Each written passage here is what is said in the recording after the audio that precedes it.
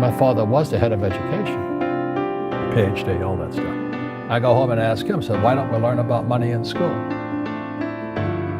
And he looked at me and says, because the government doesn't let us teach that subject. The government tells us what we can teach and what we can't teach. And I thought that was strange. And I said, but aren't we going to school to learn about money? He says, no, your job is to get a job. I said, but you get a job to earn money. He goes, no, you're supposed to just get a job. I went, no.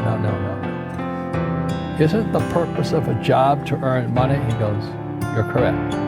I said, so why don't I just learn about money? I can skip the job part, And he got flustered and he said, if you want to learn about money, why don't you ask your best friend's father about money? And I said, why? That's Mike. So I asked him. He said, because Mike's father is an entrepreneur. And I said, what are you? He says, I'm an employee. I'm a government employee.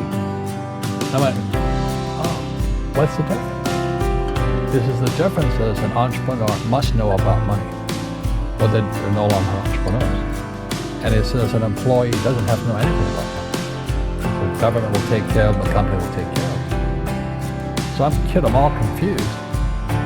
But I took my dad's advice and I trundled over to Mike's father's office and knocked on his door and I said, hey, I'm here, 9 years old, teach me about money. He said, beat it, kid, But that's where the story of Rich Dad Poor Dad started. And finally, through persistence, my rich dad started teaching me about money on one condition. And that condition was he would never pay me. Because the moment I pay you, you think like an employee. That's the trap. The entrepreneurs work for free. And now I'm 9 years old, my head's going practically in half. He says, you never want a paycheck. Understand that, kid. Okay, I got it. And he says, well, how do I make money? He says, that's what entrepreneurs figure out. Like, so how do I learn about money? So he would just break out a Monopoly game board. So I would work for free, I'd pick up cigarette butts, get hotels and restaurants, and I would clean and do menial tasks. And as I got older, I started getting into office work, marketing, and accounting. I was an apprentice, basically, but I was working for free. And he would teach me about money. The way he taught me about money was playing Monopoly. And I finally one day I got upset. I said, well, when are you going to teach me about money? What do you think we're doing? We're playing Monopoly. He goes, no. What do you think we're doing? We're playing Monopoly. What do you think we're doing? So I don't know. I'm teaching you about money. And then that's when, you have one green house. He says, there's many formulas for great success in money. There's thousands of them. But one of the best ones is found in the game of Monopoly. It still is today. 4 green houses, 1 red hotel. I said, what? He says, one of the greatest ways to acquire great wealth is playing Monopoly in real life. 4 green houses, 1 red hotel. Well, is that all there is? He goes, that's it.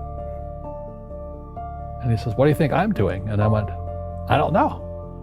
So then he took me out and he showed me his greenhouses.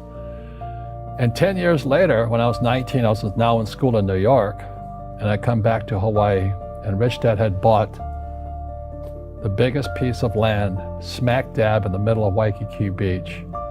And when you go to Waikiki Beach today, you'll see the Hyatt Regency Hotel. That was his hotel. Just like the game of Monopoly. Just like the game of Monopoly. Acquired assets and they became bigger assets. He just kept what's called an assemblage, because that property wasn't that big at that time, so he had to buy out all the small guys. Because Waikiki was a little dirt water little town. So he'd buy out this shop owner and buy that shop owner. And it took him a while, but he finally assembled this large piece of property. And then he and Hyatt put up this giant hotel. And it just sold for $800 million. So that's how I learned about money.